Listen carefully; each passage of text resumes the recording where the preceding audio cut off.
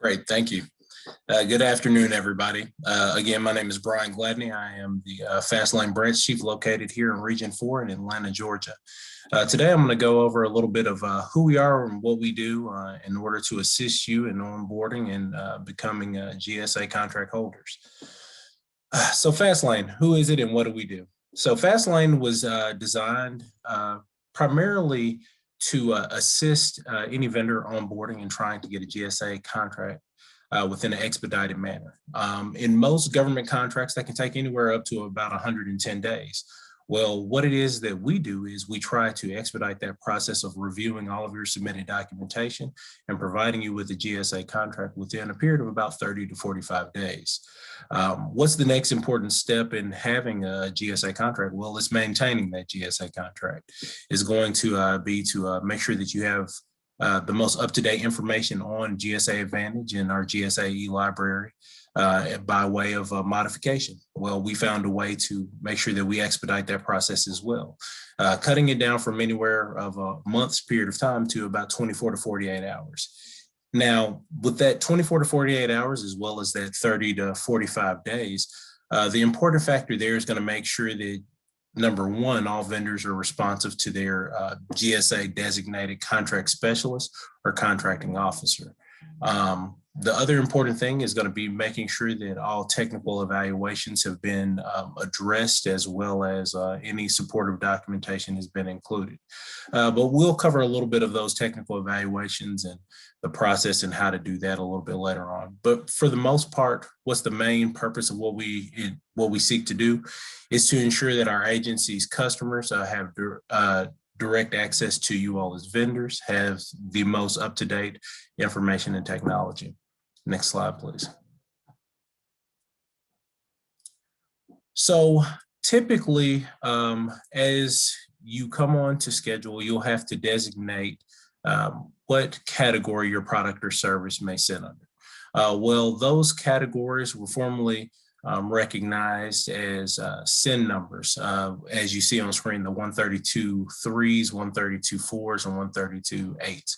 Well, when we introduced the mass solicitation or the multiple award schedule solicitation, we try to simplify things and just utilize your NAICS codes or your NAICS codes. Those have now taken over as far as those designation of categories. But what we have on schedule or on category now are broken down into these categories that you see here: the IT hardware, software, services, telecommunications. Next slide, please. Also, it's broken down into the categories of IT training, electronic commerce, IT solutions, and anything that you see down there will make sure that those who are looking on schedule to try to find your GSA contract will know exactly where to go and how it's designated. Next slide, please. So the good thing about FastLane is what we try to do is we try to simplify things so that we may be able to help anyone getting on schedule to know how the process works, how to go through it cleanly and as quickly as possible. So we provide you all with eligibility checklists, as well as any of the documentation that you may need in order to process and go through getting on schedule without any problem. So what we've provided to you all is a FastLane eligibility checklist. We've provided templates and other documentation that is included on your solicitation. Next slide, please.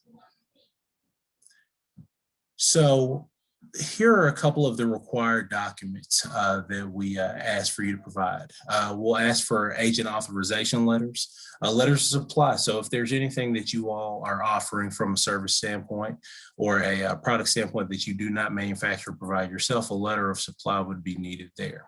We'll also ask for any of your financial statements and documentations if you're a large business, for subcontracting plans, and anything else that will be needed in order to make sure that we're processing you through our system as quickly and surely as possible, while make sure that we're providing our customers who be utilizing your services that you've been pre-vetted and everything that would be needed would be addressed there.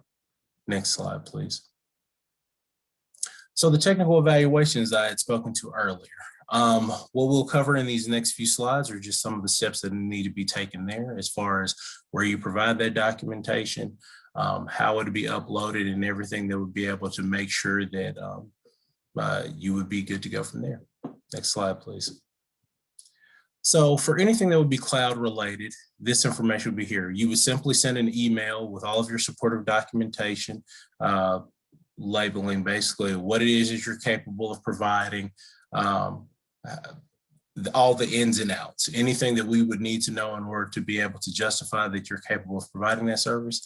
You will follow these instructions here as far as make sure you're providing the templates and any of that information. Next slide, please. So here is what's extremely important for especially those who are proposing anything artificial intelligence, things of that nature. You would follow these directions as far as making sure your technical evaluation would be received and approved. You would submit your email to this email address here, where you would list all of your relevant project experience and your price proposal template. Now, of course, all of this would happen at the beginning stages of you first submitting your e-offer or your e-proposal to us for our review. But what it is it will provide you all of the information that you need in order to make sure that things are processed in a timely manner. Next slide, please. And finally, this is one of our more popular SINs or designations on schedule is cybersecurity. So the cybersecurity is one of the only technical evaluations that I would say can really skew that processing time of 30 to 45 days. Typically, this has been scheduled sometimes out a month or more in advance, just because it's such a popular category added to schedule.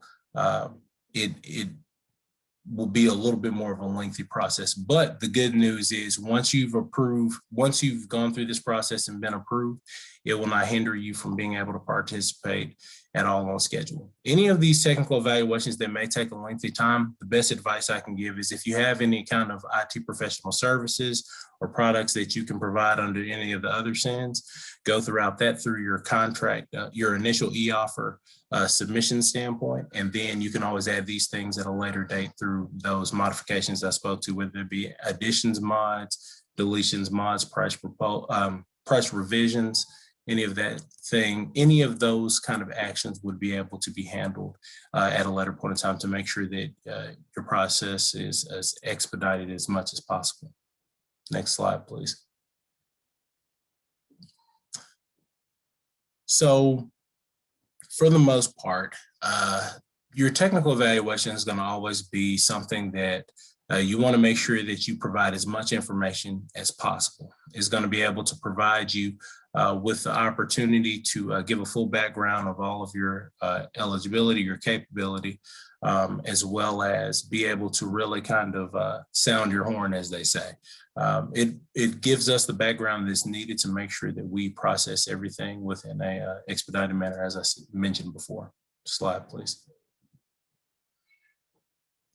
So here are a couple of important links, as our moderator has mentioned and the other presenters have mentioned. These slides will be provided to you all at a later time.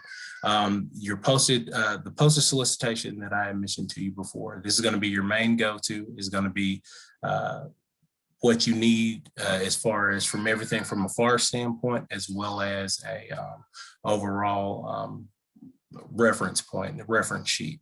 The next link is going to be your e-offer and your e-mod. Anytime that you're trying to submit anything from that standpoint, it's going to be submitted through that link. And of course, if you have any further questions, feel free to submit an email to our FastLane inbox, and we'd be happy to answer any of your questions.